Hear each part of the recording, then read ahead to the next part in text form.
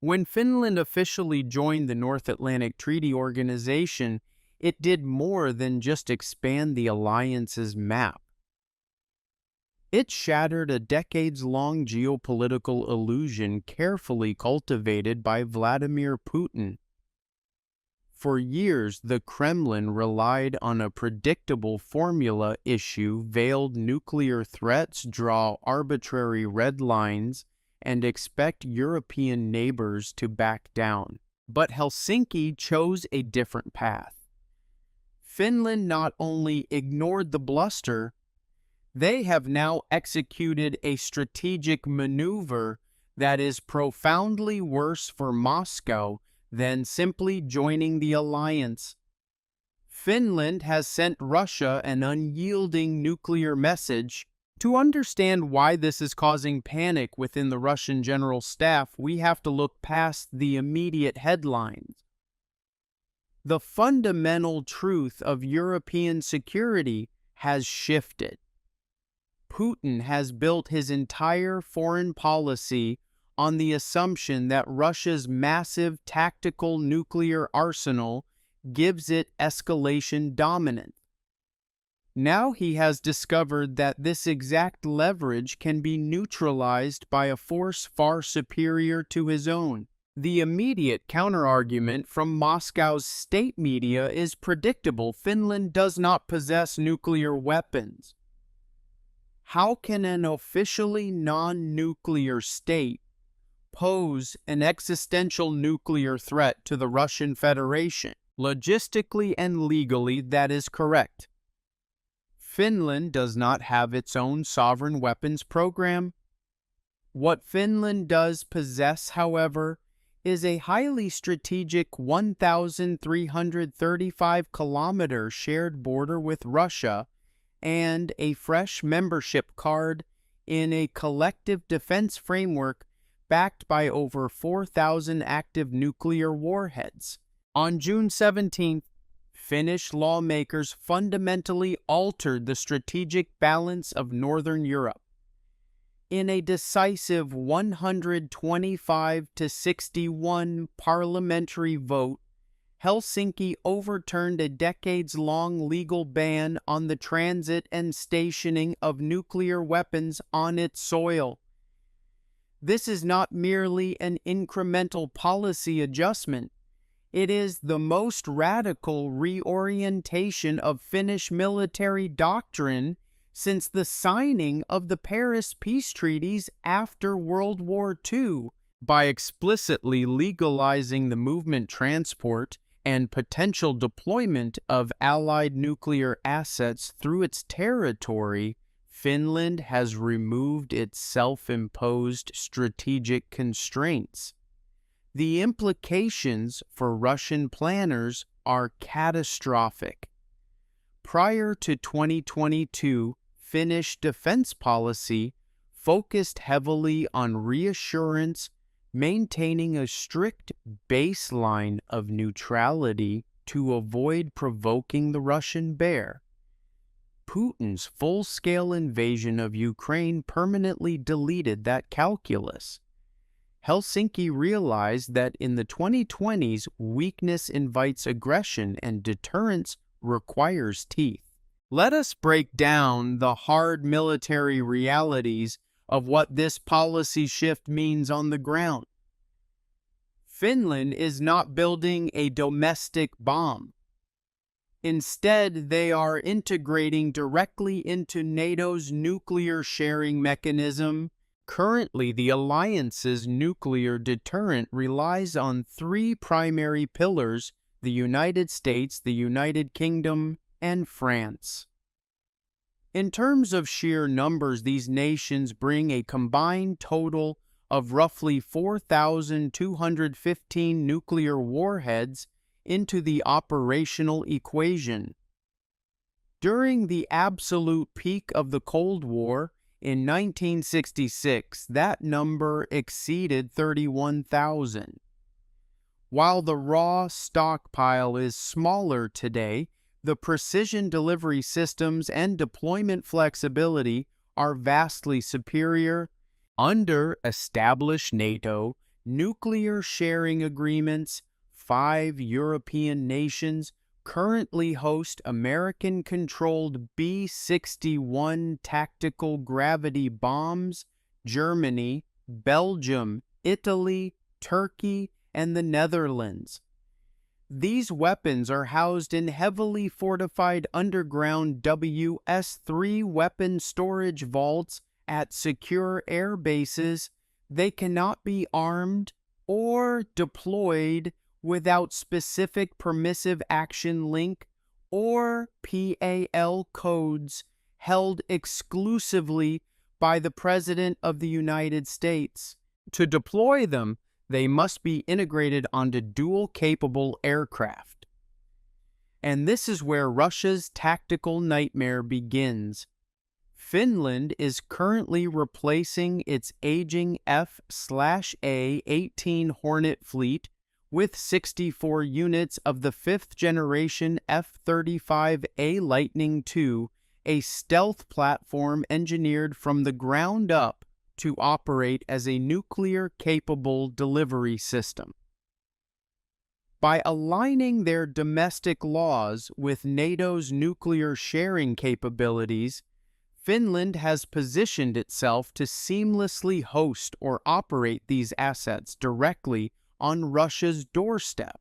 From a pure military geographical perspective, this changes the entire targeting matrix for the Russian Western Military District. The proximity is what makes this decision so lethal. Just across the Finnish border lies the Kola Peninsula.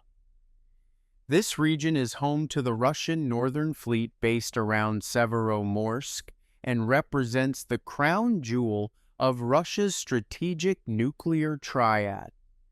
The peninsula contains a dense concentration of ballistic missile submarines, long-range bomber bases, and early warning radar installations. Historically, these bases were protected by a massive buffer of Finnish neutrality. If NATO wanted to target the Kola Peninsula during a conflict, they had to rely on long-range cruise missiles fired from the Norwegian Sea or the North Atlantic. Today, that buffer is gone. With Finland opening its territory to Allied military movements, the flight time of any potential dual-capable aircraft or theater ballistic missile system targeting Russia's strategic bastions is cut down to minutes. The Kremlin is now forced to spread its air defense assets like the S-400 and S-500 systems thin across a massive, porous northern flank that they previously left largely unfortified.